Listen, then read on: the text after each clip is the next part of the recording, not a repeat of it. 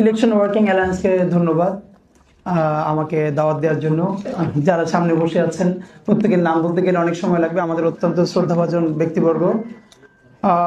যেহেতু election working alliance নাম শুনে বোঝা যাচ্ছে যে ওনারা অনেকগুলো স্টেক হোল্ডার এখানে একসাথে একটা ভালো মুভ করবার চেষ্টা করবেন। তো আমার মনে হয় যে আপা যেটা সিসি ক্যামেরার কথা একটু আগে বলেছেন, গত একটা প্রোগ্রামে আমি সিসি ক্যামেরার কথা বলে তো এটা প্রচুর জায়গায় বিভিন্ন আলাপ হয়েছে।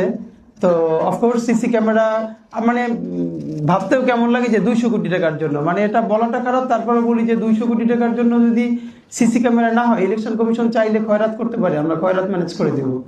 এই খয়রাতটা আমরা খারাপ অর্থে বলি না, বৃহত্তর বরিশালে দান সৎকারে খয়রাত বলে। আরবি খয়রাত কল্যাণ কামনা থেকে আসছে, আমরা যারা ভিক্ষাবৃত্তি বলি।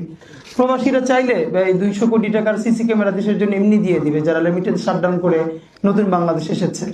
তো যদি তাদের পয়সার সমস্যা হয়, নিয়ত সহি থাকে, তাহলে ইনশাল্লাহ আমরা সবাই মিলে সিসি ক্যামেরার ব্যবস্থা করে দিতে পারবো।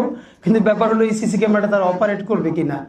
আর সিসি ক্যামেরা ইনস্টল করতে গিয়ে যদি সময় লাগে, তাহলে ইনস্টল করতে কেয়ামত পর্যন্ত লাগলে কেয়ামতের দিন ইলেকশন হবে, তার আগে ইলেকশনের দরকার নাই। মানে ব্যাপার হলো আপনি আবারও একটা ত্রুটিপূর্ণ নির্বাচন করবেন এবং সেই নির্বাচনে আপনি কারো না কারো সুবিধা দিয়ে পরবর্তীতে বয়স 70 হয়ে যাওয়ার পরেও সাবেক সচিব আপনি আবার একটা চুক্তিভিত্তিক নিয়োগে একটা প্রতিষ্ঠানের প্রধান হবেন, এই হলো ধান্দা। তো সচিবদের ব্যাপারে আল্লাহ তো আপনাদেরকে অনেক বড় বানাইছে, আমরা তো আপনাদের নাতিদের বয়সী অনেকের। তো আপনারা মানে বাংলাদেশের সমস্যাটা হলো একজন মানুষের জীবনে কত টাকা দরকার, এইটা জীবনে আমাদেরকে স্কুল কলেজে কোনোদিন শেখানো হয় না। মানে কয় টাকা দরকার, আমাদের বড়লোক হইতে হবে, কিন্তু আমাদের ঠিক কতটুকুন টাকা হইলে একটা ভালো লাইফ লিড করা যাবে, সেই টাকাটা ঠিক মতো খরচ করা যাবে, এইটা আমাদের শেখানো হয় না।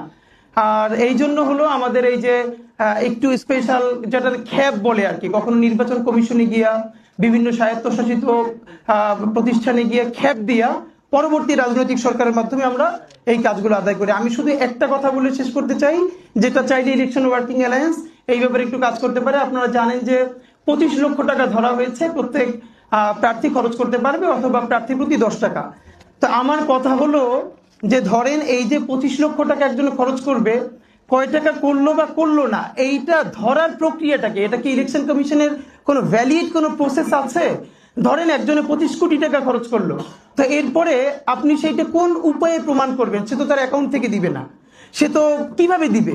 এরপরে ধরেন আপনি প্রমাণ করলেন যে না, সে টাকা খরচ করেছে, এরপর কি আপনি তার এমপি পদ বাতিল করতে পারবেন? তো এইটা আসলে সম্ভব না। এইটা না করে বরং কি কি করতে পারবে না এইটা আপনি তাকে বলে দেন। শুধু একটা বলি যে এই যে গত পরশু আমাদের এক বড় ভাই বললো যে শাহবাগে বিলবোর্ডটা খালি, তুমি 1 সপ্তাহ ওখানে ক্যাম্পেইন করো, আমি এটা তোমার হায়ার করে দিব। এরপরে শাহবাগ তো দূরের কথা, ঢাকা 8-এর মধ্যে